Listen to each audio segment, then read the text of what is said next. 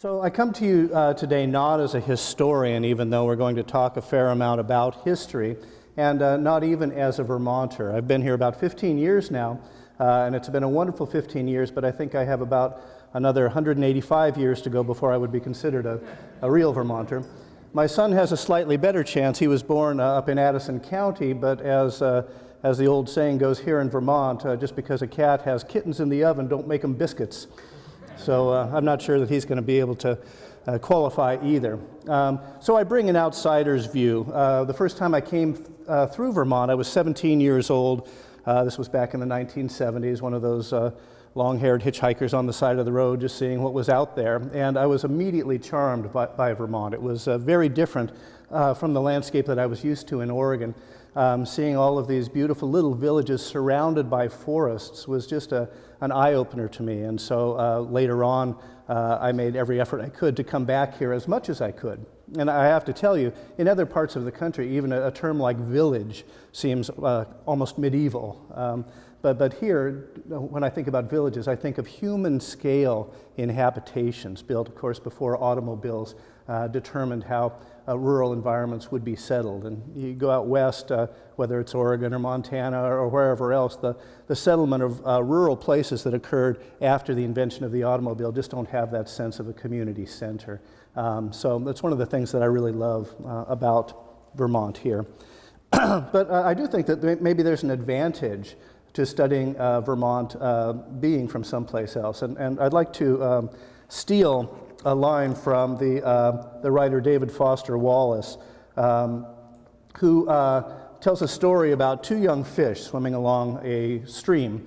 And all of a sudden an older fish is coming the other direction, and the older fish comes up to the younger fish and says, "Hey boys, how's the water?"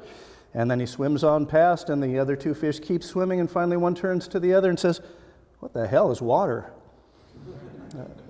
In a sense, Vermont may be your water if you grew up here, if this is your home. And so in many ways, I will not know it as well as you do, but I offer you, to some extent, an outsider's perspective that is informed by my own interest in stories and place, and the way that people's inhabitation of place can be richer when we know the stories associated with those places.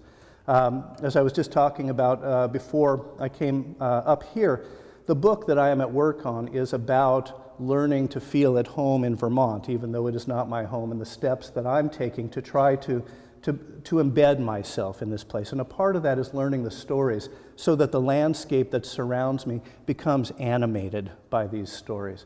I think that's a very entertaining and educational part of living in a place that you're not from, is learning those stories. So it's to some extent my experience of learning those stories that I want to share with you here today. So when I was traveling around the country, seeing one new place after another, I would take in the landscape first and then try to get to know something about the people who would live here. And I began asking the same basic sets of questions of every place I arrived. Why is the land shaped like this? Is a very basic question. It provides the foundation for everything else I wanted to know about Vermont. Why are these particular plants growing here? How did human cultures evolve to fit into this landscape? What other cultural practices arrived here with later immigrants? And then what would it mean to belong to this place? What are the cultural characteristics of being a resident of Vermont? And this is actually looking a lot like my driveway right about now, probably yours as well.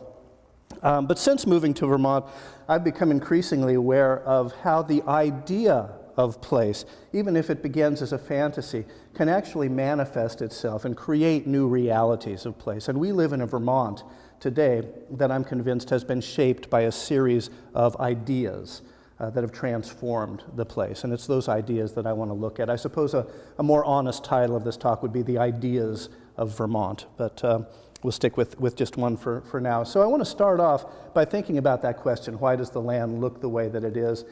One of the things that I struggle with getting my students to appreciate is that the stories that they read in scientific textbooks or they learn in geology class or whatever, are stories too. They may be stories with evidence to back them up, but they're still stories in the sense that they're what we use to help us explain things, why things are the way they are. And so I want to start with a very brief overview of this story of why the Vermont landscape looks the way it does, as told by geologists today. One thing that I want you to keep in mind is it was only the 1960s when the theory of plate tectonics became generally accepted. If some of you attended school before the 1960s, chances are, unless you had a very forward-thinking science teacher, this was not something that you would have learned in school.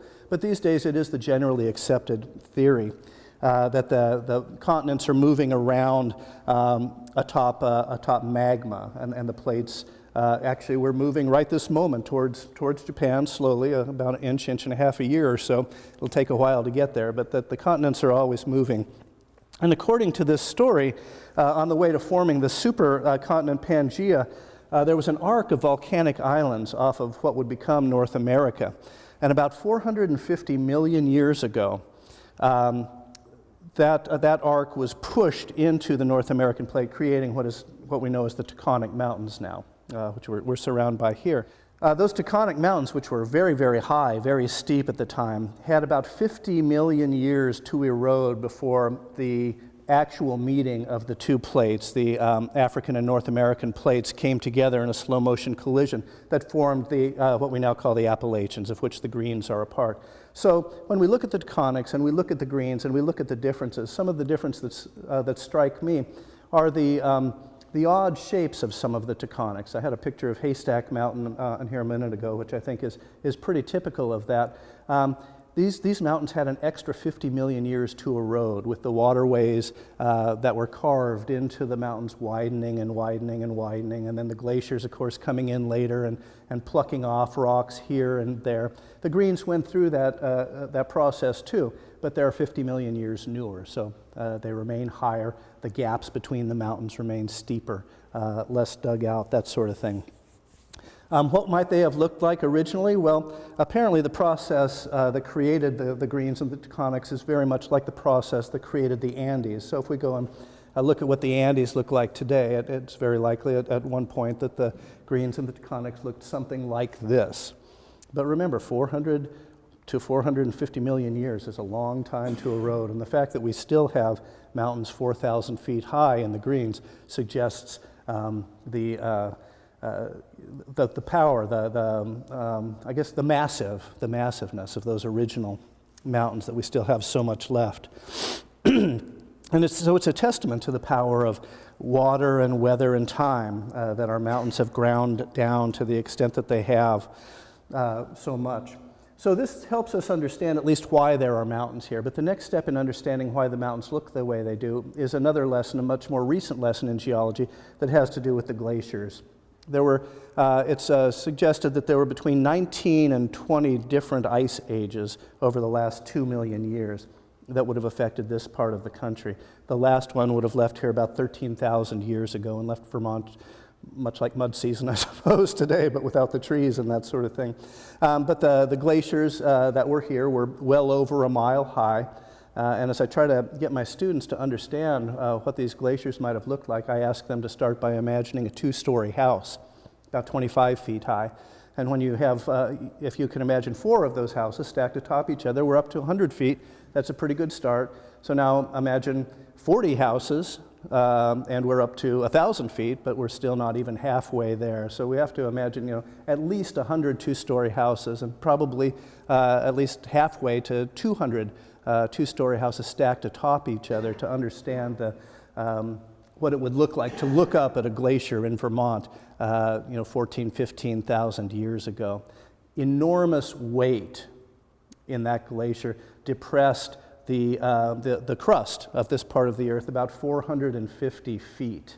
And so what that meant is that as the glaciers receded, it took a long time for the land here to rebound, and you'll see the effects of that in just a moment. But as we imagine the glaciers melting, about 13,000 years ago, you can see that when a glacier melts, there's not much left. It's not like you've immediately got vegetation or anything like that. There's very little. It's been scraped pretty clean. So as these glaciers retreated and we were left without much vegetation on the land, and the land was still depressed, once the glaciers had retreated far enough north, the St. Lawrence Seaway could come in and actually fill the area, creating an inlet of the Atlantic Ocean that we think of now as the Champlain Sea. And this is why, this is how we explain the whale skeleton, for example, that was found up in Charlotte. I think it was back in the 60s or maybe the 70s. So for a while, for a period of time, probably at least 1,000 years, there was a saltwater ocean in Vermont. And what we have now in Lake Champlain is a remnant of that. This becomes important when we start to think about the people who moved into the area. But before we get to the people, we have to think about what's going to create the sort of landscape that people could inhabit. The next step would be a tundra landscape, where you would have some sorts of animals moving in at this time, but you really need some more grasses and that sort of thing before you really get some grazing animals that could provide the sort of calories that early humans were looking for. And so the next step is sort of a landscape like this, which is, we've got some spruce, some berries, some willows, some juniper, that sort of thing. This would be a great landscape for some large grazing animals, including the mammoth and the mastodon. And we do have remnants of a mammoth as close by as Mount Holly. I'm not sure if we have any down here, but it suggests the fact that this was a tundra sort of terrain, or a taiga, probably really, at the time that mammoth would have been living here. So when is this happening? Well, the dates are being pushed back all the time. A friend of mine, John Kroc, is a professor of archaeology up at the University of Vermont and a consulting archaeologist for the state of Vermont. And he's suggesting all the time that we need to be pushing back the dates of human inhabitation, the first human inhabitation of Vermont, to very soon after the glaciers retreated.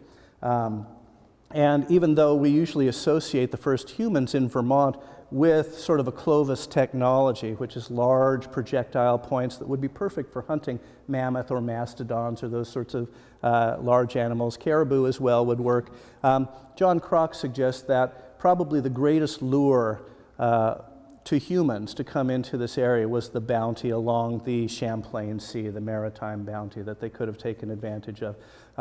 Unfortunately, a lot of those sites are not accessible anymore because the land along the lake is such prime agricultural land and that sort of thing. But increasingly, this is very exciting. Archaeologists are choosing different sorts of photography that allow them to see under the surface as opposed to actually digging. So it doesn't necessarily mean that we have to dig for artifacts anymore. We can now begin to see them through photography. So archaeologists refer to the first people who lived here as Paleo-Indians, and they're commonly thought of, as I said, as the hunters of large game. They would have lived here between maybe 12,500 and 9,000 years ago. And this is a depiction of a Paleo-Indian camp.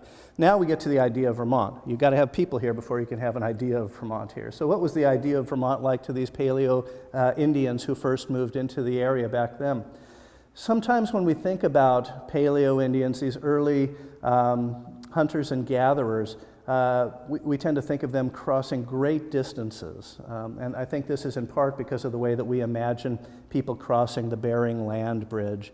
But what we have to remember is that when the sea level was depressed by about 500 feet, because so much of the world's water was locked up in the glaciers, the Bering Land Bridge didn't look like a bridge to the people who were on it. You couldn't see both sides of it. Probably the people did cross the land bridge close to one or another of the coasts of that bridge, but it would have been miles and miles and miles wide. And so it wasn't this mass exodus from Asia, the people who study such things suggest, but instead sort of a slow expansion of territories over time. We've got a lot of years for people to be able to get from the west coast to the east coast, down to South America, all over the Americas.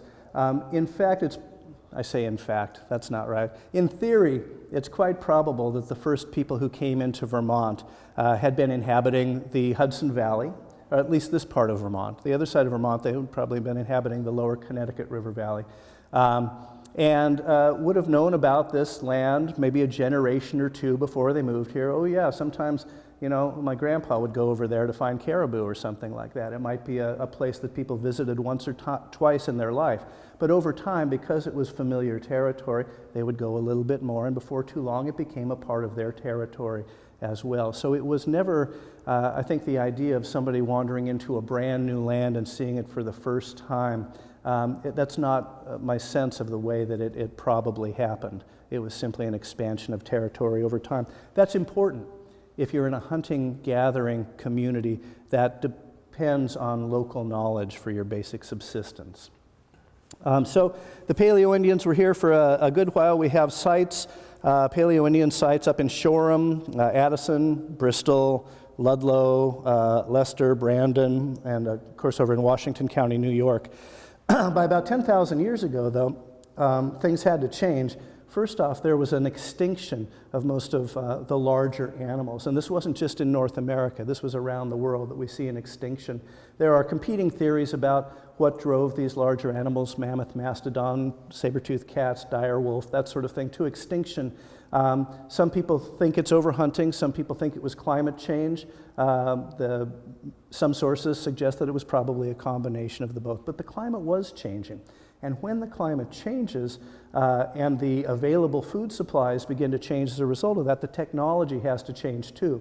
So when archaeologists look back at early prehistoric inhabitation of Vermont or any part of Native America, they distinguish between different eras in terms of the technology that was available. So the Paleo-Indians are identified by these large Clovis points. About 9,000 years ago, we start to see a different kind of technology emerging, and this we call the Archaic period that lasted from about 9,000 to 3,000 years ago. The technology suggests that the landscape was closing in, that there were more trees, and it's one thing to go after a mammoth or a mastodon with a spear and a large point, but if suddenly you're chasing deer through a hardwood forest, that's not necessarily going to be the best tool anymore.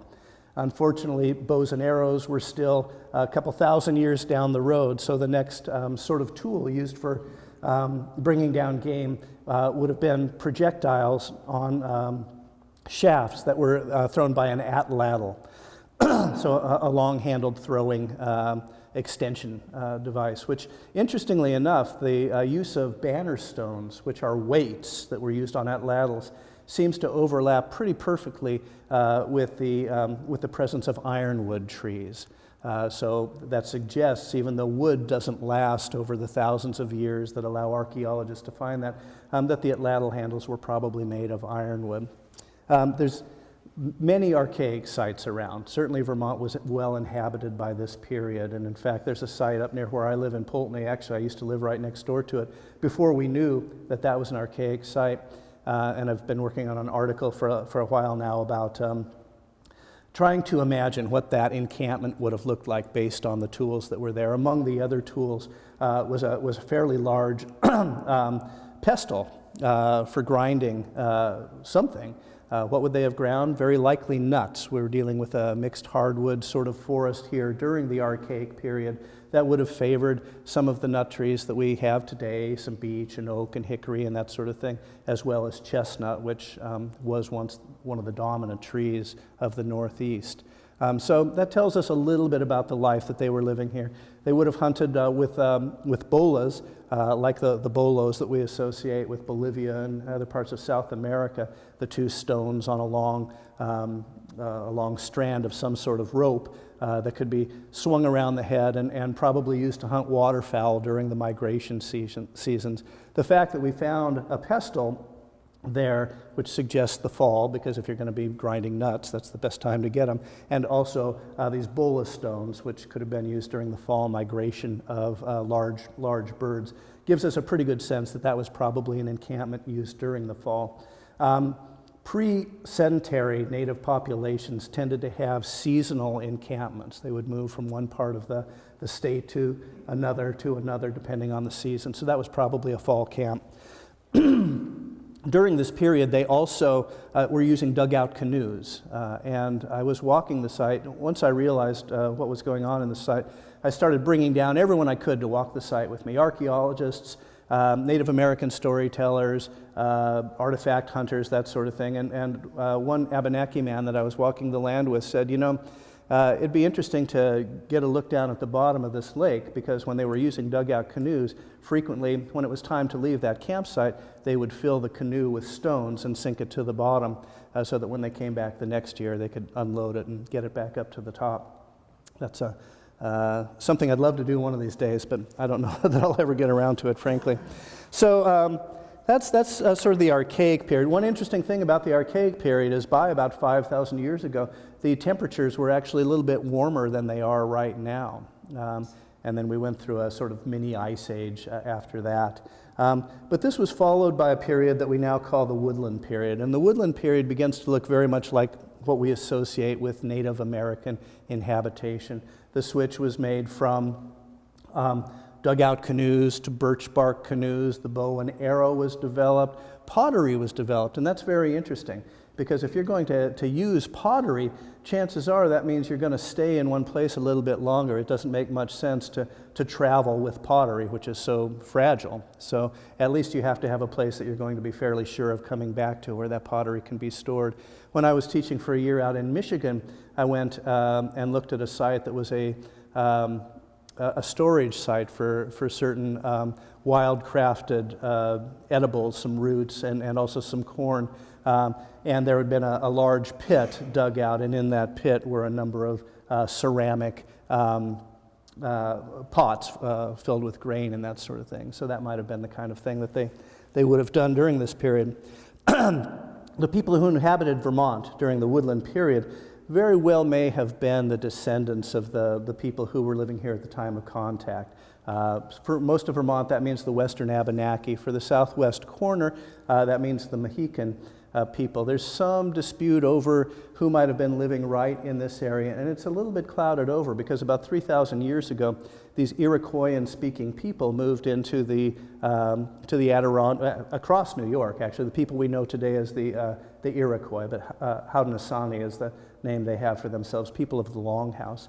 And because they brought with them agriculture and a larger sort of social organization, a more stratified social organization, they were actually very successful in terms of dominating surrounding tribes. And you may know this, the Iroquois had tributary relationships with other native people as far away as the coast of Maine and down to the Chesapeake Bay.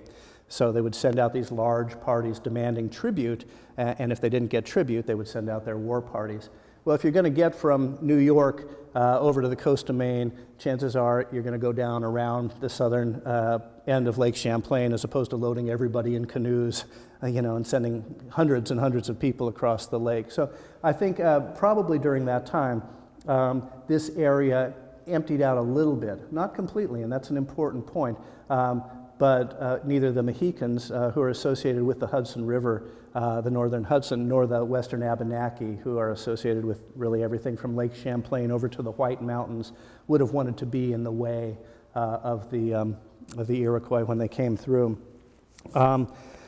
So that brings us roughly to the point of where we can talk about the native people living here. And so this idea of Vermont, this next idea of Vermont that I want to talk about, is primarily an Abenaki idea, Western Abenaki idea. Now, the Mohican people, the reason that we associate them with the southwest corner of Vermont is that there are accounts of them going up the Battenkill watershed to do some moose hunting in the Green Mountains from time to time.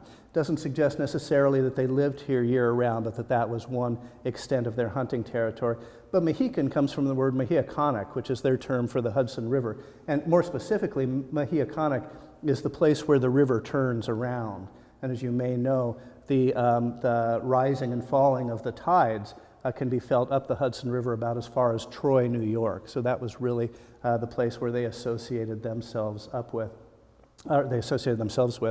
But I want to talk a little bit about an Abenaki legend that explains something about this area and helps us understand the Abenaki idea of Vermont. And so it goes back to a story told by the Western Abenaki that when Tabaldak, the creator, finished creating the earth, Vermont and New York were actually pretty flat.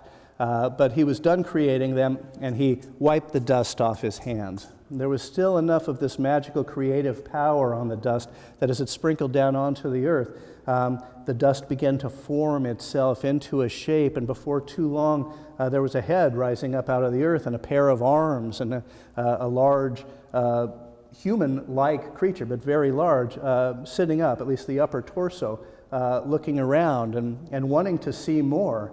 And so he reached out one way and he reached out the other way, and as he tried to pull himself up, he made these fissures in the earth that became both the Greens and the Adirondacks. So for the Abenaki people looking at Lake Champlain, Bitabakwak, the land between, actually I just murdered the pronunciation of that, so forgive me, but it's close.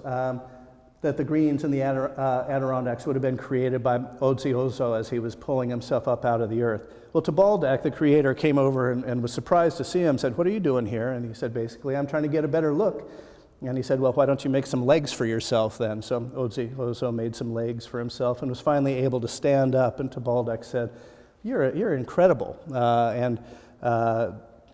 He ended up naming him Gluskabe, the talker, one who talks a lot. And many of the Western Abenaki stories are about Gluskabe.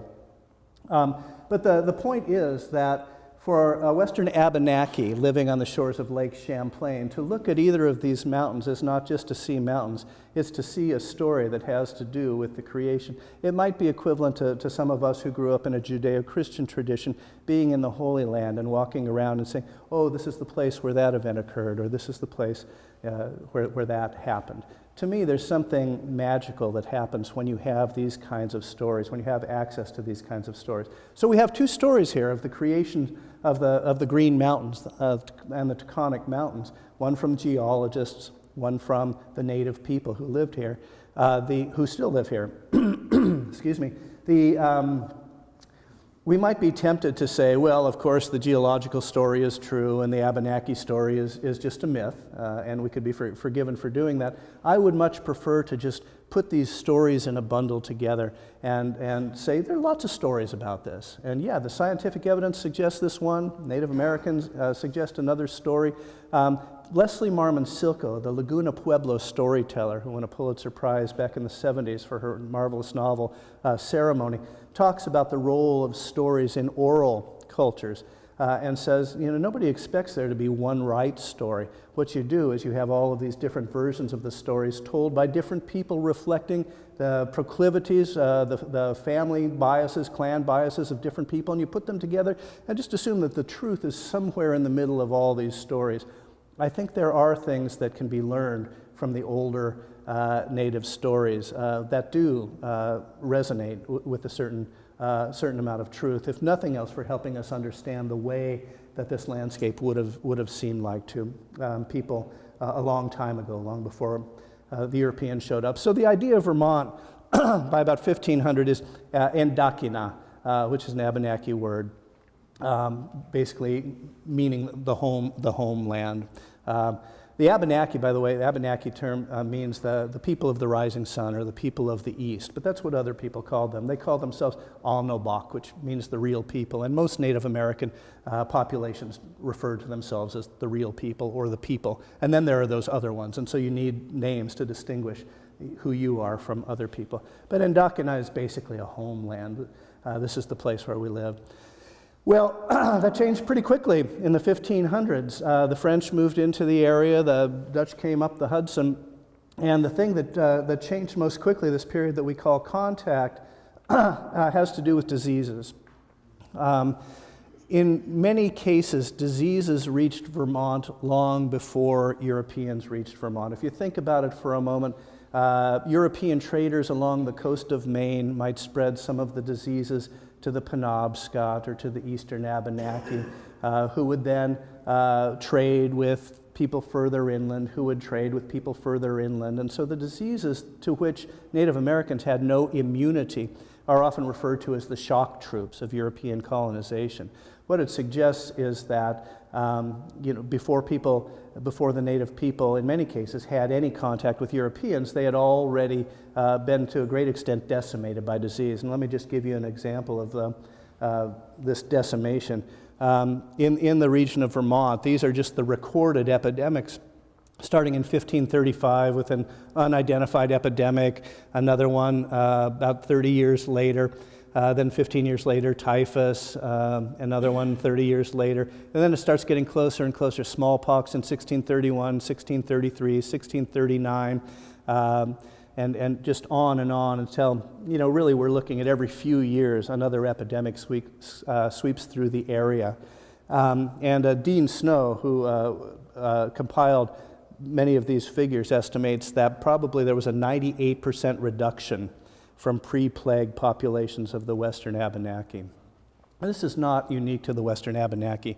This is true of the native people in New England in general. So, there's the image, there's the idea of the New World as a virgin land, which we're familiar with. At least one scholar suggested it would be more appropriate to think of it as a widowed land, in that the populations were so decimated that when Europeans moved in, they found a land that seemed to them ready, prepared for them. In many cases, farm fields. You read the early accounts of the settlers on the East Coast, and they found vacant farm fields just ready for them to move into and began farming.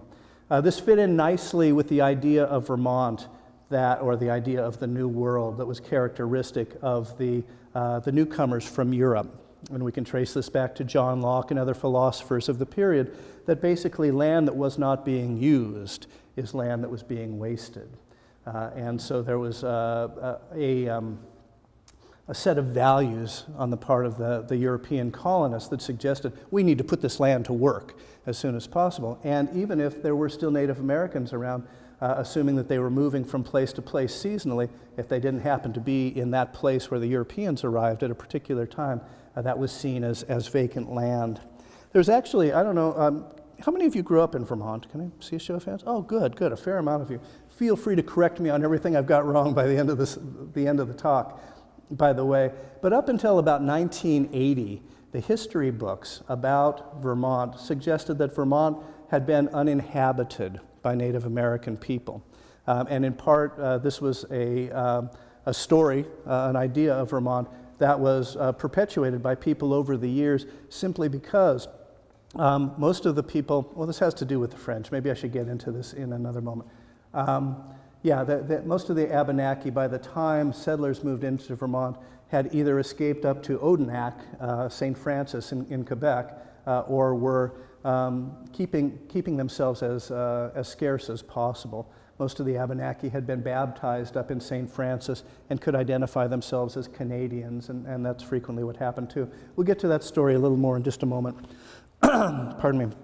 But moving ahead from contact, it wasn't just the diseases that left the native inhabitants just a fragment of what they had been prior to that. Certainly, the cultural implications when you have people around you dying left and right, and your traditional healers can't do anything about that, begins to disrupt the faith that you might have in your traditional belief system.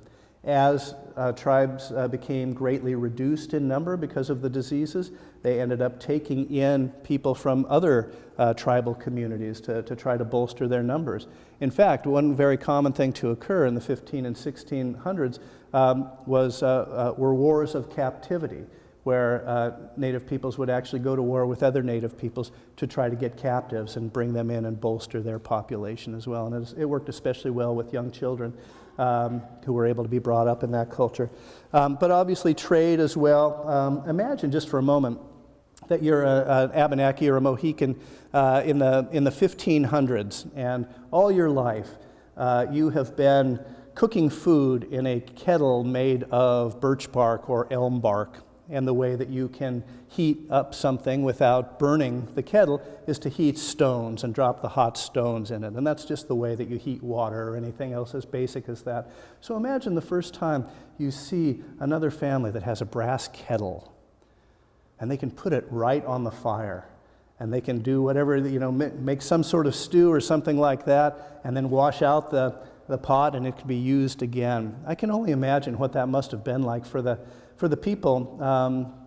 It must have seemed like the best thing since, maybe an equivalent would be a refrigerator or something to us that really just changes the way that you think about feeding yourself and preparing food.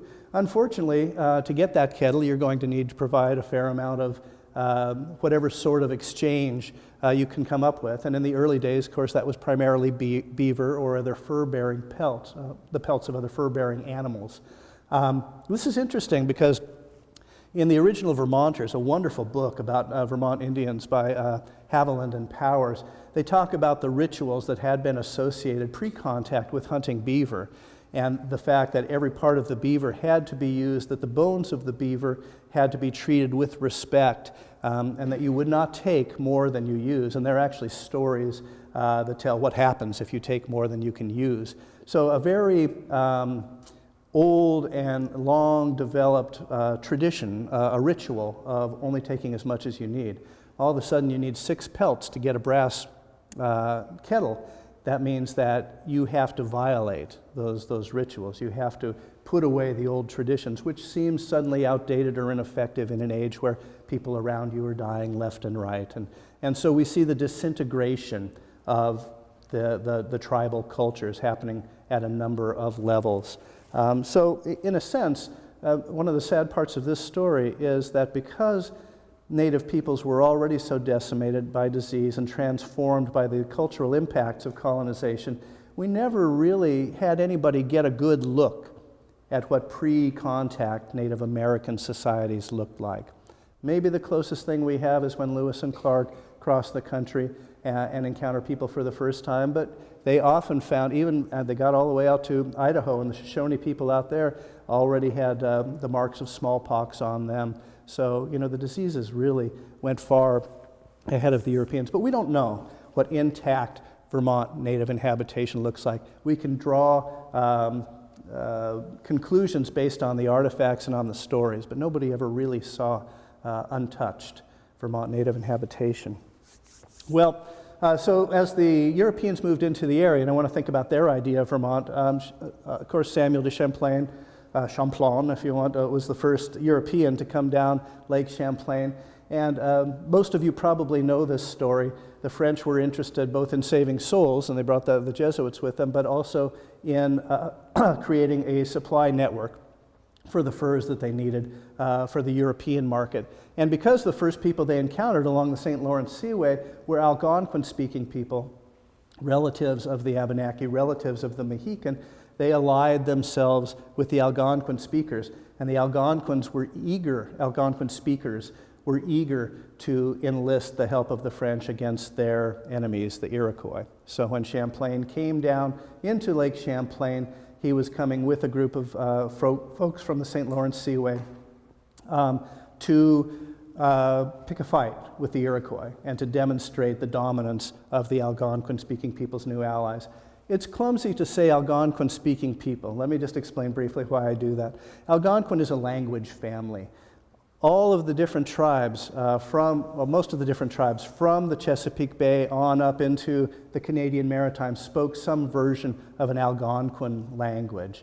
So Abenaki, Western Abenaki probably could understand Mohican, but it would be pretty different. And by the time the Western Abenaki might have gotten down to the Lenape, let's see if I can get there we go. It would have been indecipherable to them. So there was a small tribe of people on the north side of the St. Lawrence Seaway called the Algonquins, but it's a mistake to refer to all the people around here as Algonquin people. They were Algonquin speakers.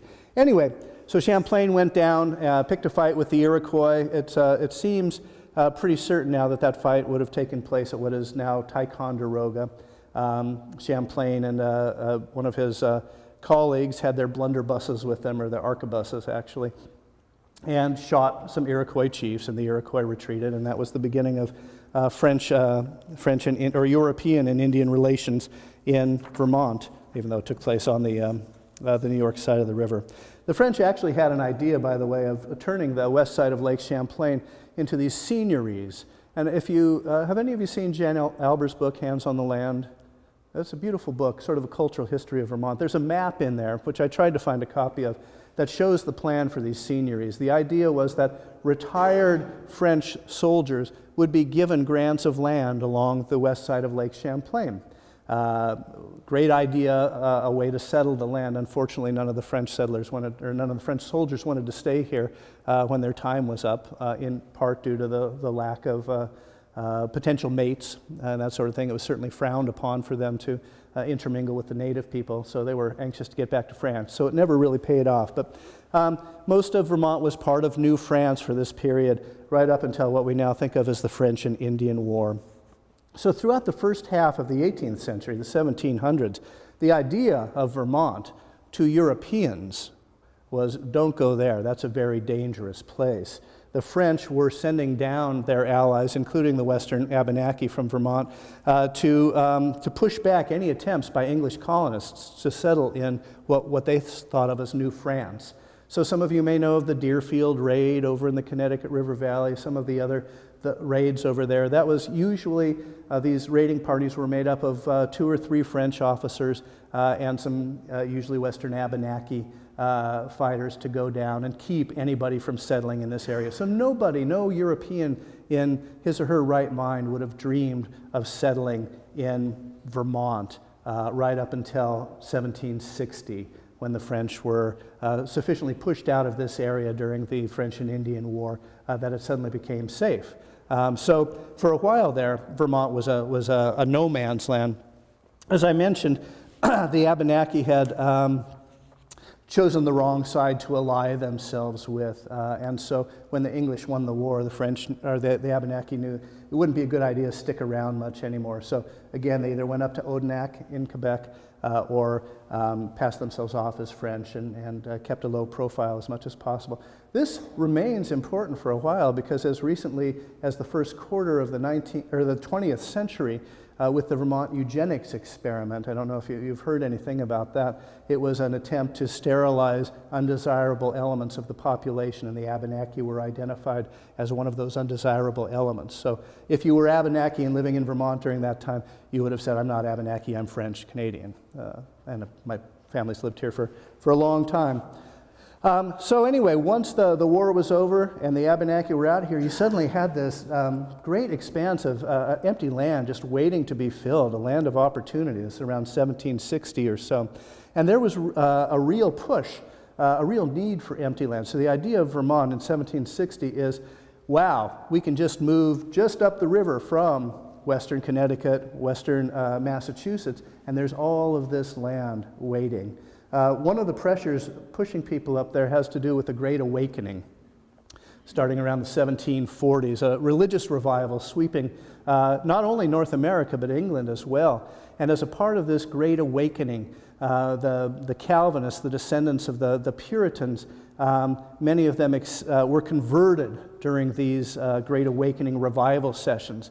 And what emerged from that is what we call New Light Calvinists, who believed that to really be saved, you need to experience conversion, and you need to give a public account of your conversion. So many people underwent a conversion experience and were New Light Calvinists. As you can imagine, knowing Vermonters, many of the people who were to become Vermonters said, no way, I'm not going to have a conversion experience. I don't need to be converted. I've always been faithful. I've always believed in God. I don't need to undergo an experience like this. Towns were divided throughout New England at the time between New Light Calvinists and Old Light Calvinists. And the way that it usually worked out is whoever was in the minority ended up saying, forget it, I'm not going to live here anymore. We're going to go create our own new town. And so there was this movement that actually created many of the towns that our settlers came from in Western Connecticut and Massachusetts. So that was one of the pressures. The other pressure is when you have large families the way that people did back then, and so maybe you've got 12 kids as my grandmother did, and maybe 6 of those kids are son, and you're going to parcel up your farm between 6 kids, and then each of those kids has a number of sons, and you're going to parcel up the land between them. There's just not enough land to go around after a while. So there was a real need for new land. One of the places people could go was Pennsylvania, which for a while was called New Connecticut, as Vermont was called for a while, New Connecticut as well, briefly. So there was this population pressure just waiting for an outlet, and that happened when the French were pushed out of there. Now, most of you, I don't need to spend a whole lot of time with this. I suppose most of you know the story of the New Hampshire grants. But this story is based, so the story of Vermont for Benning Wentworth, the governor of New Hampshire, was that Vermont was part of New Hampshire. And that as long as he could get away with it, he was going to grant charters for towns, including Manchester and all the other towns in this part of Vermont were chartered around 1761. Just about as early as you could do it. The earliest town in Vermont that was chartered was actually Bennington, named after himself, Benning Wentworth, and that was back in 1649. That area was already safe enough.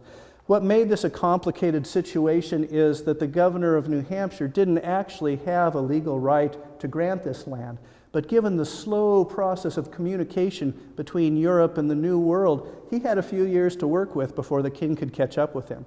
In fact, the official who had the right to grant charters for towns in what is now Vermont would have been the governor of New York. And so, but Benning Wentworth granted all of these charters. Let me just make sure I get this part. The town patents went to folks who were proprietors, usually wealthy individuals who had no intention of ever moving up here. The proprietors then allowed property to be sold in their townships by people called speculators, like our own Ira Allen. I do want to, I try not to read from the slides too much, but this one is too good to miss. So Ira Allen and Ethan were speculators when they first came up here, which meant they were trying to sell land to people back home who had never seen it. And so in this case, Ira writes, a great portion of the corners, I'm sorry, I've got a mistake up there. The corners of said lots were made on spruce and fir timber. And if I described them as such, it would show the poorness of the town. In my survey bills, I called spruce and fir gumwood, a name not known by the people of Sharon.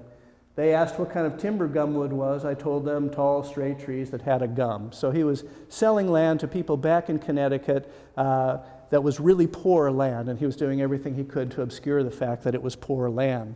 Well, if you think about the poor folks in Connecticut who are looking for new land, here's a great opportunity. They have no idea that the land that they are buying, that the claim to that land is going to be challenged in the years to come by New York, are glad for an opportunity to buy this land. Many of them sell everything they have. Maybe they borrow some money to buy some land and come up and settle the land of Vermont. And here we see two representations of what it was like to settle Vermont. One, the one by Roland Robinson up here, I think a little more realistic, and then a more romantic version from Thomas Cole of the Hudson River School up here. But people put a lot of sweat equity into clearing the land and building these homes up here, and they were ready to do anything to defend it. So when the governor of New York finally decided to act on the fact that these people from Connecticut and Massachusetts were settling on land that he should have had the right to determine who was going to live there, he sent in law enforcement posses, basically to clear the people off the land. And this is the reason for the genesis of the Green Mountain Boys. Long before the Revolutionary War, the Green Mountain Boys emerged as a paramilitary group that was designed to keep the New York authorities from kicking people off their land. As such, they had a number of years of good training in paramilitary operations that allowed them to fit right into the Revolutionary War when that got going. So it's an interesting part of the history that the original European founders of the towns in Vermont were legally in the wrong, but they were willing to fight to the death to defend their land there. And that becomes an important part of this other idea of Vermont, being independent. And remember that Vermont, even though Vermonters were very active in the Revolutionary War, was not accepted as a state until fairly late, 1791, or a colony. And part of this was because the government of New York was still so upset at the Vermonters, that they argued strenuously in the Continental Congresses, do not include Vermont, do not include Vermont. Vermont wasn't included until it was time to accept Kentucky as another state, and at that time it was important that as slave states were added, non-slave states were added as well. But I do want to suggest that this stubborn independence that we may associate with the heroes of Vermont was well earned. Some of the stories of the fights between the Green Mountain Boys and the Yorkers, as they were called. And by the way, the Yorkers included some people who lived in Vermont as well, but who had purchased their land from folks in New York. But it becomes a distinctive idea of Vermont. So by the time we get to the Revolution, and Ethan Allen and Benedict Arnold and those folks up at Ticonderoga, Vermont as valiant rebels is a pretty potent idea. Now, you may not know this, and there's a terrific book. It's called Revolutionary Outlaws, about the Green Mountain Boys. But the Continental Congress was not at all pleased when Ethan Allen and his boys, remember Baker, Seth Warner, the other folks from out here, gathered and went over and took Fort Ticonderoga. Even though this was after Lexington and Concord, the Continental Congress was still hoping that there were opportunities for some sort of negotiated settlement with Great Britain. When Ethan Allen and his boys stormed Ticonderoga and took it without firing a shot late at night, that sort of ended the possibility of peaceful negotiation. It's a fascinating story. There are many versions of it. One of my favorite is by Roland Robinson, called The Hero of Ticonderoga, and it's a fictionalized account. But Roland Robinson, who lived up in, it's not quite Vergennes, let's see, Rokeby. Anyone remember what town Rokeby is in? Yeah, Ferrisburg, I think that's right, yeah. Was listening to these stories from old men as he was growing up in the 1800s, and it's a fascinating story. It's hard to find, it's out of print, but if you really want to find it, let me know. I can send you a file that I use in some of my classes. So in the post-revolutionary Vermont period, it was possible now that the war was ended for industry to kind of take off. But industry couldn't go very far. You could, this is actually an out-of-date or a later picture of a granite quarry up in Vermont much later. But people did start to quarry granite. But the problem was, if all you had was a cart and some horses to transport what you were quarrying, you weren't going to be sending a lot of granite out of the state. For that, you had to wait for the railroads, and the railroads didn't show up here until the 1840s, late 1840s. So there was some industry beginning, but not a lot of export. Really, about the only example we have of an exporting industry at that time is the timber industry, where people were sending logs up Lake Champlain into Quebec until the Champlain Canal opened in 1823, and then they were able to send it down. So that was the going industry. The other industry that really shaped the way Vermont looks, of course, is the merino wool industry, sheep farming. This is a very interesting story because merino sheep from Italy produce a very, very thick wool. It was the most desirable wool available. But it was only, these sheep were only raised in Italy until a diplomat was able to bring some over to Vermont. 1811, oh, I'm sorry, Spain, I said Italy, from Spain in 1811. But raising sheep here didn't really take off until the 1820s, when the United States Congress imposed tariffs on Spain because of whatever sort of political wrangling was going on at the time. Once these tariffs were in place, people couldn't get merino wool from Spain anymore. So suddenly the market exploded in Vermont. And the idea of Vermont now was, here's this industry where we can actually export these goods. And the forests were cleared for sheep pasture. At this point, we get up to, maybe 70% of the land in Vermont being cleared to raise these merino sheep. It was so profitable in those early days, from the 1820s to the 1840s, that people who were able to make money doing it were buying out their neighbors left and right. And so we began to see editorials appearing in Vermont newspapers, such as this one in 1834, telling people, beware of the western fever, and above all, sell not your farms to rich neighbors for sheep pastures. Because if you were kind of a struggling farmer and your neighbor was becoming rich from raising sheep, it made sense to just sell your land to that person, use the money, head out west where the land was being opened up. We have the Homestead Act and lots of opportunities for cheap land, in fact, better agricultural land out west. And so this was happening left and right. Fortunately, unfortunately, I don't know what spin you want to put on it, but when the tariffs were removed in the 1840s, 1846, suddenly there was merino wool coming over from Spain again. There was also now merino wool coming in on the new railroads from the west. The bottom fell out of the merino wool market here in Vermont. In fact, it was so bad that it was cheaper to just kill your sheep rather than keep raising them. Where is this? Over 2/3 of the state's sheep were killed by 1850. It was just too expensive to feed them anymore. So we have this this is probably the moment of greatest economic prosperity in Vermont from 1830 to 1850, roughly. And it changed the landscape by clearing so much land. In fact, it was 68% of the land that is thought to have been cleared by that period of time. So it would have looked much different. You've seen the old pictures, I'm sure, especially those of you who've lived around here for a while, of how different this land looked before the forests were allowed to grow back. Most of those farmers who sold out, as I mentioned, headed west. Those who stayed may have taken some pleasure in watching their rich neighbors lose it all in the 1850s. But it was this heady period of, oh, look, we can be an exporting state here. We have something to offer, and it only lasted 20 years or so. Well, when the railroads came in, 1846 or 1848, it was really appealing to a lot of Vermonters because they thought, well, we've got all these resources, including the slate, the granite, the marble in particular, that we can now send out on the trains, and people thought they were going to really take off because of that. But the trains also brought in goods.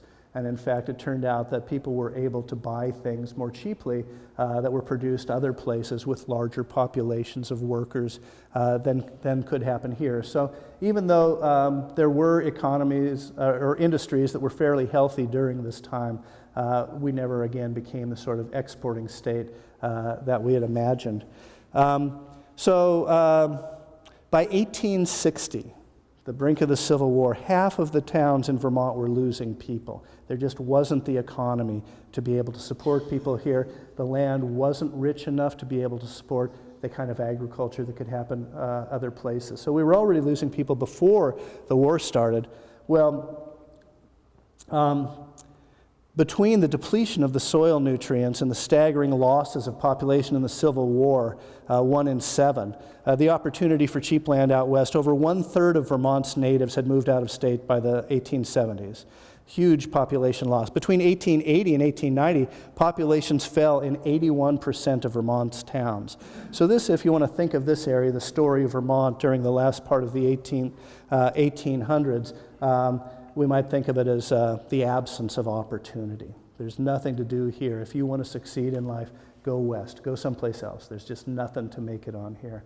This is very important because the Vermont we live in today, as I mentioned before, I think is shaped by a series of ideas. And you've got to get to this idea before you can get to the idea that comes next. Because the absence of opportunity, a lot of empty farms is going to translate down the road just a little bit to lots of cheap land available if we can just get people to come up here. So let's look at that because it's a very interesting story of Vermont. So it wasn't entirely bleak. Mining and logging interests also took advantage of the radios. Dairy became a going concern once we had railroads to take down dairy goods to the cities.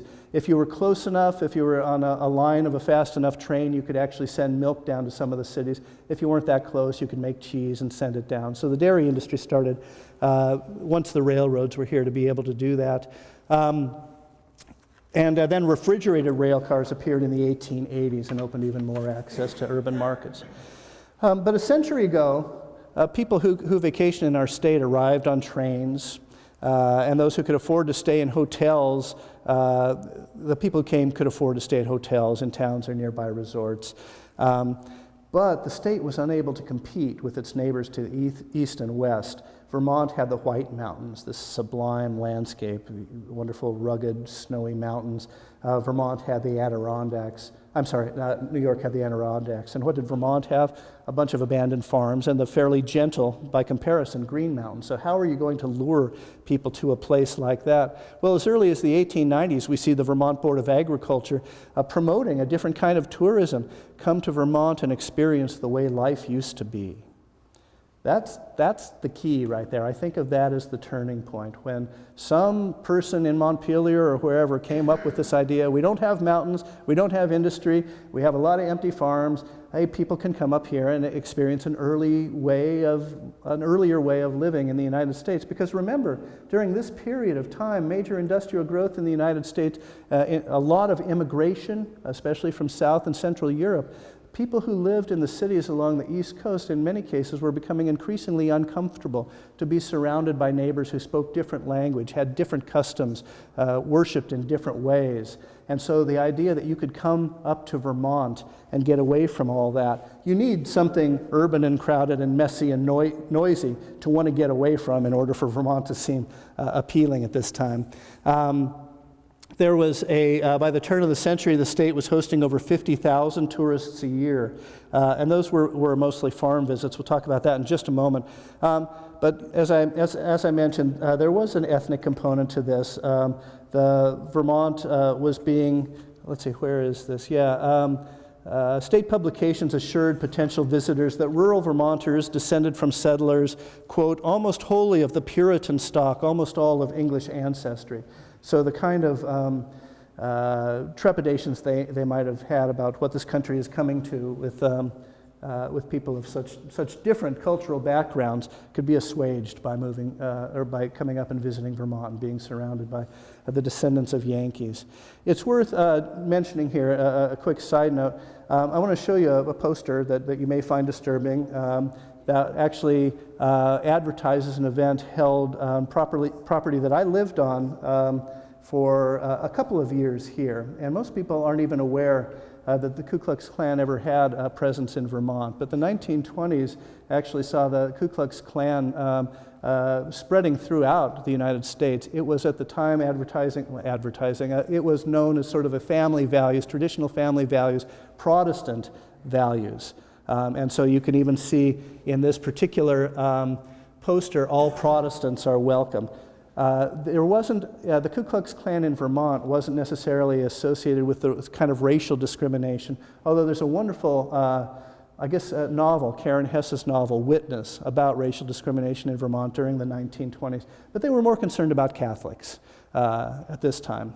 So there was a sense that Vermont was this retreat from things that ethnicities, religious beliefs that many people simply didn't identify with. You could come up here and be surrounded by the descendants of good Yankee stock.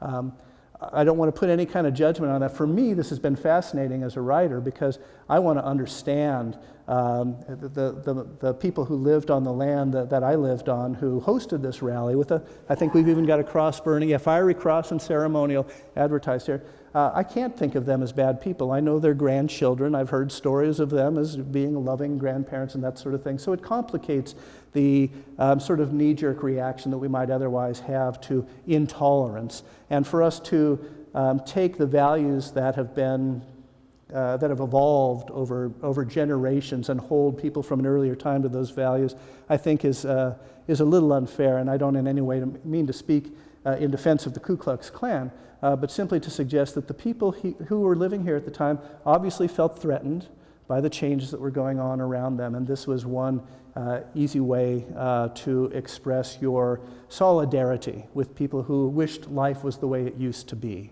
There's a fascinating book about the Ku Klux Klan in Vermont. It's called Fiery Crosses in the Green Mountains. I don't remember the author's name, but you can probably track it down, maybe even at this library. Let's move on for just a moment. This becomes fascinating here. Farm tourism is what really took off during the 1920s. So just to throw a couple of facts out here, by the early 1920s, 1 in every 3 families in the U.S. had a car. Okay, that's a new thing. They didn't necessarily have paved roads yet, but 1 in 3 families had a car. This meant that it wasn't just the wealthy people who could come up and summer at the lakes anymore, or summer in places like Dorset and Manchester to get in the mountains, to get away from the cities. 33% of the people could come up here to Vermont, and most of them came in cars, bumping along the roads that were mostly gravel or dirt. Even as recently as 1940, fewer than 10% of Vermont's roads were paved. And I've heard stories that the road from Manchester, maybe down to Townsend or Jamaica or something like that, wasn't paved until the 1960s. Does anyone know if that's the case? Hard to imagine, but it's not that long ago, certainly within my lifetime. But there were no motels yet. So we had tourists coming in their cars, but no motels. So they put up at farms. And for many people, this was exactly what they needed. Frustrated with the growth of the cities along the East Coast, many of these people were just one generation removed from the farm. Some of them had grown up on farms and moved to the cities. They wanted their kids to see what life was like where they grew up, so they came and stayed on the farms. The state saw the opportunity for this, and so they took a very special interest in advising the farmers how to treat the tourists when they came. And I just want to share a couple of things about this with you.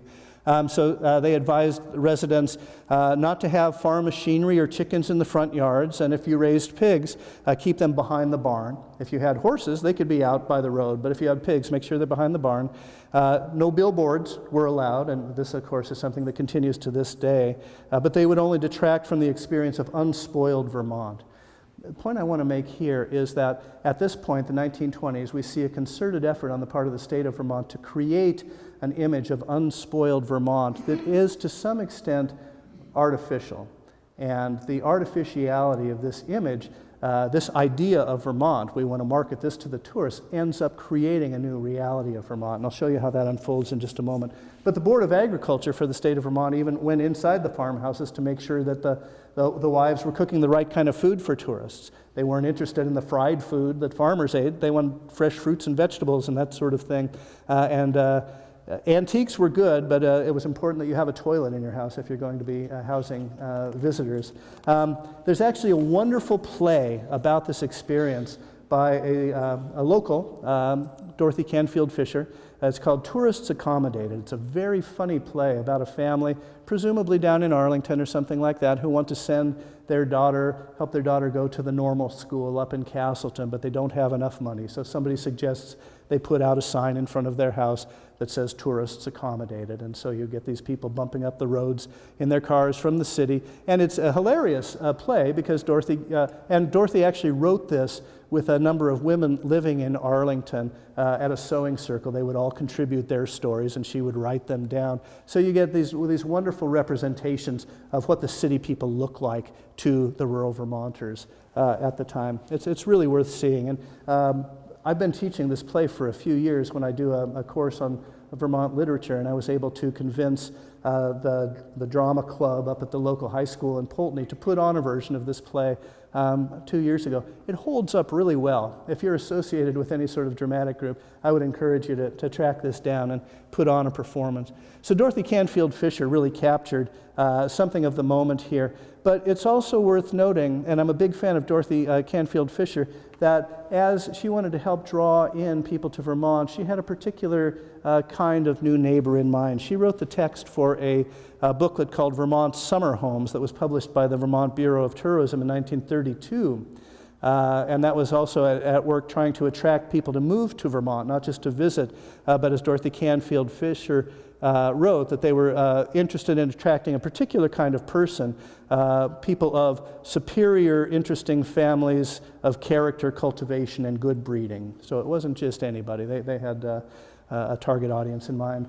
Very quickly, I just want to go over these guidelines from the State Chamber of Commerce 1930. These were sent out to towns throughout Vermont to make sure that Vermont looked the way that the tourists expected it to look. So it asked people to beautify roadsides by addressing these problems on adjoining properties. Now, it was assumed they would take care of it on their own properties, but you also need to look after your neighbors. So make sure there's no dead trees or branches, wastes or discards, drunken tipsy fence posts, raw slopes. People do not expect them in the Green Mountain State. That's pretty interesting to see in a state that was heavily agricultural. mechanical cadavers, forsaken erect automobiles, signs that, oh, I'm sorry, this should say ought to re-sign. Gaunt, open, uninteresting, barren stretches of roadside where there are needed trees and shrubs and flowers. So the idea of Vermont includes all of these things that we wouldn't really associate with a working landscape, but that make a lot of sense for a touristic landscape. And then at the bottom of these flyers that went out, make a survey with photographic records, if possible, of the roadsides that concern you. So people were being encouraged to tell on each other if their yards didn't look good enough, and somebody from the state would come and talk to them. This is what I mean about the artificiality of the experience that was being created. But despite being artificial, this experience was so attractive to people that it became it came to define Vermont and to I think even to this day, we have a remnant of this in our Green Up Day, which probably many of you participate, as I do too. We get out there. We know that people don't want to see trash on the roadsides in Vermont. This isn't New Jersey, for gosh sakes, you know. So we get out there and we clean up the trash because at some point it was somebody's idea that we want to create this scenic opportunity that's going to be really fulfilling in a way of a simplified way of life used to be, or a sanitized way, perhaps I should say, of how life used to be. Because I think most of us probably can imagine that life on the farm in the 18th century was probably not as quaint as we like to imagine it was. So from this early point, we began to see this attempt to create an image of Vermont that is, forgive me, and I love Vermont, but in its own way as artificial as a creation by Walt Disney or something like that. Maybe that's going too far. Yeah, forgive me for that. I take that back. Unfortunately, the attempt to draw tourists and new people to Vermont didn't just draw the folks that Dorothy and the Vermont Board of Tourism had in mind. It drew other folks as well, such as the communist vegetarian Nearings, who settled up in Bonneville. And a fascinating quote from Living the Good Life: our ways amused the neighbors, baffled them, or annoyed them. We desired to get on with our neighbors, but we were not willing to conform to their patterns of living, and they would not accept ours. So we agreed to differ and made allowance for each other's idiosyncrasies. This is a really important moment when the Nearings come up here. And this is the 1930s. They came here because there was cheap land. They bought some cheap land and they made a go of it, and then they wrote a book about it later in the 1950s. The reason this is so important is because this book is going to draw thousands, tens of thousands of people up here in the 60s and 70s. Helen and Scott Nearing. So the idea of Vermont in 1930 is the way life used to be. And the state jumped on that with all 4 feet, I guess, if that makes sense. Pretty soon we see the establishment of Vermont Life, 1946, insisting that Vermont is a way of life. What is that way of life? You can look through the old editions of this and see that it's distinctly pastoral. If it is a working landscape, it's a very romantic idea of a working landscape. By 1958, jumping ahead, the opening of Sugarbush and Killington means that Vermont could begin marketing itself as a tourist destination throughout the year, with the probable exception of mud season. Because of all of these efforts, and because of Vermont's proximity to the media centers of the U.S. up before Hollywood really took over, New York, Boston, Philadelphia, Vermont began to loom large in American popular culture, whether it was by representing the innocence of small town life in paintings by Grandma Moses or Norman Rockwell, or the idealization of a purer form of direct democracy embodied in the town meeting, or perhaps the folksy wisdom that readers took away from the poetry of Robert Frost, who spent summers in Ripton, moved to Shaftesbury in 1920, and Frost was, of course, the most popular poet of the 20th century, and people associated with him with a simpler time, even though in many of his poems a closer reading suggests a real sort of modernist despair or cynicism. But, you know, even in the films of the time, White Christmas, for example, you can see the Vermont poster back there, the winter playground of America. Vermont had become an icon for the rest of the country.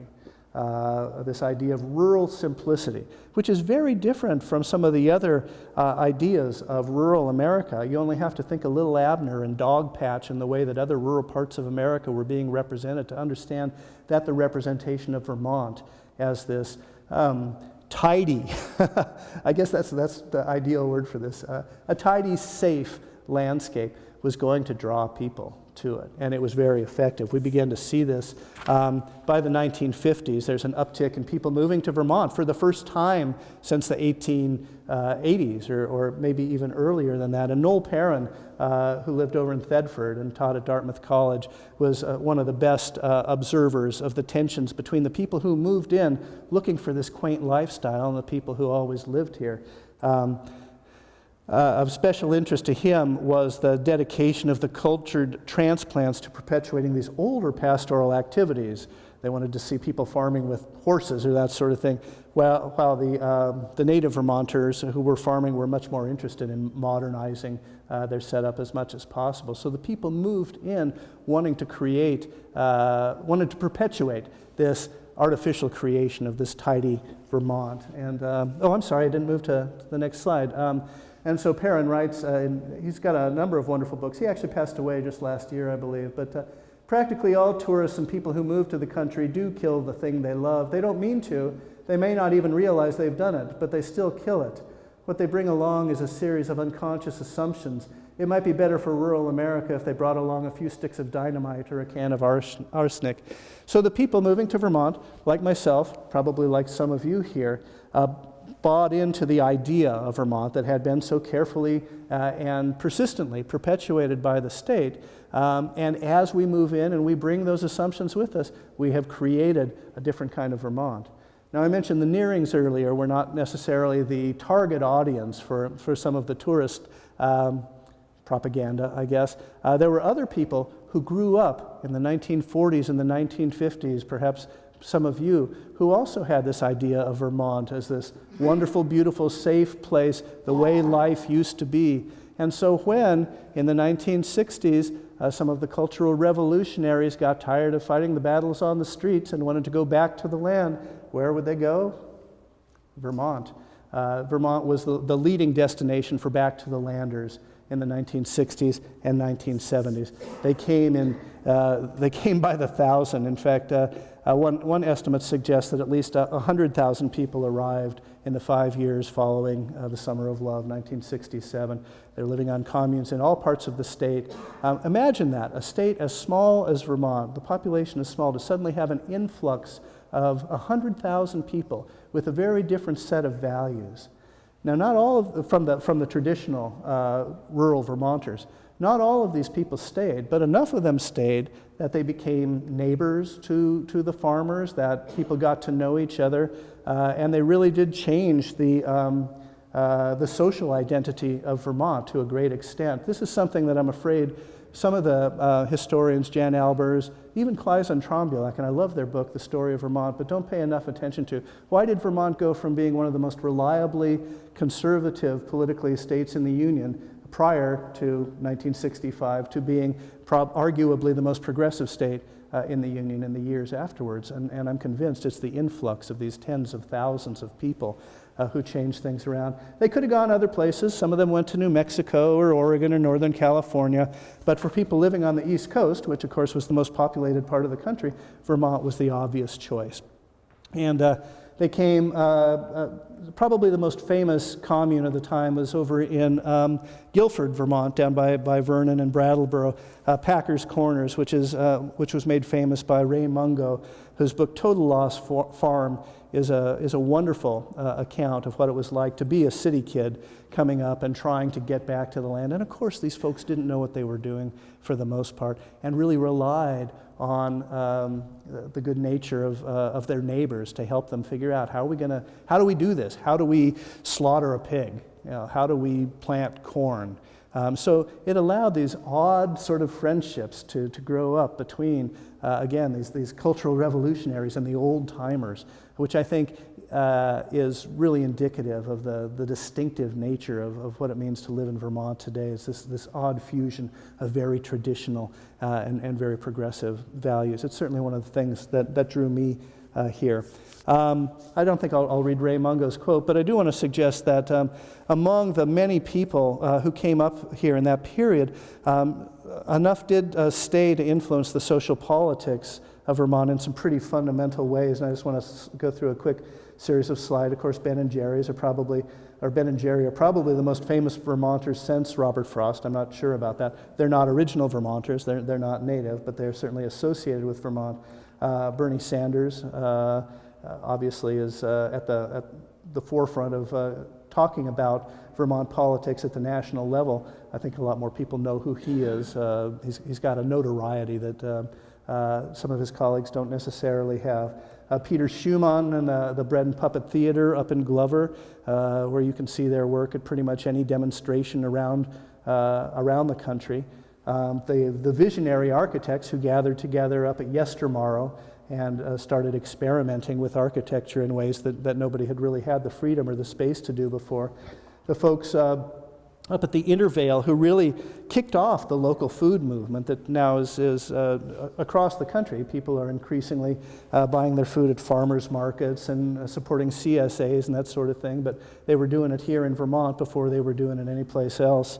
And even 100 century or more after, Vermonters like George Perkins Marsh and Roland Robinson were describing the problems that come with the careless use of natural resources, Vermont remains a national leader in environmental regulations and sustainability initiatives. That's very much a part of Vermont's national identity these days. So it raises the question, and this slide is now a little bit dated as of this year, but what was it that allowed such progressive thinking to blossom here? Because it wasn't just in the 60s. When Vermont wrote its own constitution in 1777, it prohibited the owning of slaves in Vermont. It was the first place in what became the United States to prohibit slavery.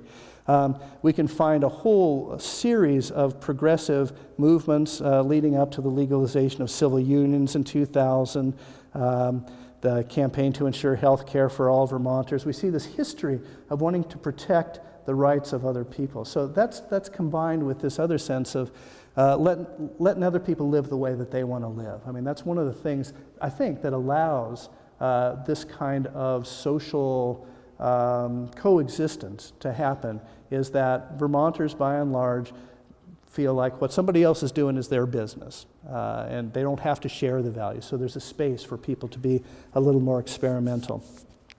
It's also worth mentioning that it's easy to be tolerant and compassionate in person and in politics when you're not feeling threatened, when you live in a place that feels safe. And I don't know of any place in the United States that feels safer than Vermont. I've got a picture of my little boy there walking barefoot through the woods. Yeah, I couldn't imagine raising him anyplace else after having had this opportunity. In the early 21st century, we consistently lead the nation in a variety of categories, rating the quality of life, including we're the healthiest state in the nation, one of the most peaceful states, one of the best places to raise a family, lowest crime rates, low levels of pollution. Very few of us outside large cities need to feel the need to lock our doors or remove keys from the ignition. I thought it was just me, but I run into so many people who don't even know where their house keys are if they have them. It's been so long since they've used them. I think that's, you don't find that other places as much. So the idea of Vermont in 2010, from 2010 forward really is sort of the good life. Ideally, that's going to be an idea that will draw some people to live here, but if we draw too many people to live here, we begin to upset the balance. If the idea is the good life in 2010 and thereafter, it's the good life if you can find a job. That's one of the challenges, of course, facing us today. There are other problems facing us in Vermont. Our cities are facing a new wave of drug problems. Symptomatic, I think, of deeper needs that are going unmet in our larger communities. But if there's one thing that has impressed me as I've learned more about sustainable and resilient communities, it's that our solutions have to include ways to involve even those who feel most marginalized or disempowered, that they need to be a part of the solutions we come up with as long as they remain on the margins. We're going to continue to have these kinds of problems. So we need innovative solutions to deal with those problems. And of course, we have a hard time providing the kinds of jobs that will keep young people here, although we are attempting very deliberately to lead the way to more sustainable industries. And increasingly, of course, the digital revolution allows people to live here and work elsewhere. this is a mixed blessing, right? If we want to draw more people in, we've been seeing some drain of young people over the last few years, although a recent program on Vermont Public Radio suggests maybe it's not as bad as we like to think. But we have to have attractive jobs if we want to bring more people here. If we want to bring people here, does that mean that we're inviting change? I mean, I think probably most of it like it pretty well here, just the way that it is. But we are a graying population. I stand here as evidence of that. If you take a look at my beard. If we want to continue to support our communities in the way that we have in the past, we're going to have to attract people. And new technologies is one way of doing that. And speaking of resilience, as I was a moment ago, climate change projections suggest that we're going to have wetter, warmer winters, and that when the wetness does come, it's going to come more often in severe storms. So building an infrastructure that's truly resilient, of course, this is Highway 4 after Irene on the way up to Killington, means being able to anticipate and adapt to changes while creating useful redundancies so that we're not paralyzed when one source of power or food or transportation is disrupted. We need thoughtful, creative planners to prepare for the coming challenges. As it was mentioned in the introduction, I'm chairing or directing a graduate program in resilient and sustainable communities. So I'm thinking a lot about these issues right now. And one of the things that impresses me is how many of the jobs that will be created over the next 10 or 20 years are going to be jobs that require us to prepare for dramatic changes and to create the contingencies, to imagine our roads, to imagine our towns in ways that aren't going to be affected in the same way that we were when Irene came through. It would be nice to think we're not going to see a storm like that for a long, long time. I'm afraid I don't believe that. So we need to be ready, and we need to be creating a better infrastructure. That means jobs. It means jobs, for the most part, that are paid for out of the public coffers, and that's a contentious issue in its own right. But sooner or later, we're going to have to do it. Actually, I was talking with a group of students the other day about some of the deferred infrastructure maintenance in Minneapolis, where there are chunks of concrete falling off the bottom of a bridge into the road below, so they've had to actually put up plywood underneath, strap on some plywood just to keep the concrete from falling on the cars going underneath. I can't think of a better example of the need to rebuild our infrastructure. It's just something we haven't been paying much attention to in a while now. But to conclude here with another picture of my son down behind our place on the Pulteney River. Most days, he and I, his name is Addison, wander down behind our house most nice days, catch frogs and skip stones, all those sorts of bucolic sorts of activities. And I want to make sure he understands how special this is. And I tell him from time to time, not everybody lives on a river or has a river in their backyard. Or I'll say, not everybody has trails through the woods right on their property to hike through. And I know, he says, but I'm not sure he really does. He's never experienced anything else. He's experiencing a childhood that I think I would have given anything to experience, and maybe some of you were lucky enough to experience that, either as children or as parents raising your children in this kind of environment. And so as I conclude this talk and I think about the idea of Vermont, for me as a parent, as a rather late parent of a young child, the idea that stays with me is what a wonderful place to raise a family, to bring the next generation into the world, or maybe it's your grandchildren by this time as well. Something special. We have something special going on here, and I think it becomes most obvious to me when I see how my son can play in Vermont, and the children of my friends can play in Vermont, and the lack of fear that they have growing up. I think growing up with a lack of fear is probably one of the best indicators of the ability to be compassionate down the road, to be a strong member of a community, not to feel threatened, but to feel generous because of what you've been given. By living here in Vermont, I think we're all given something that allows us to be compassionate, to be generous, and perhaps to provide our own kind of leadership for this country in changing times, just through the way that we're living our lives here. it's such a special thing, and I'm delighted to be a part of it. So I've included just a few references if you're interested in learning more about any of this that I've talked to. That first book, Blake Harrison's The View from Vermont, is the major study of the work of Vermont agencies to create Vermont as a tourist destination. It's a pretty wonderful study. Haviland and Powers is the best study of Native American inhabitation of Vermont. Joe Sherman, Fast Lane on a Dirt Road, really goes from 1945 up till, I guess that was published about 2000, but captures that period. There's some other books. I don't need to go through them all necessarily here, but I'll leave this up here so you have a chance to write those down if you are interested in that. But you've been a wonderful audience. Thank you for having me here, and I hope that I've, at least, if nothing else, helped you again recognize how lucky you are to live in a place like Vermont. So thank you.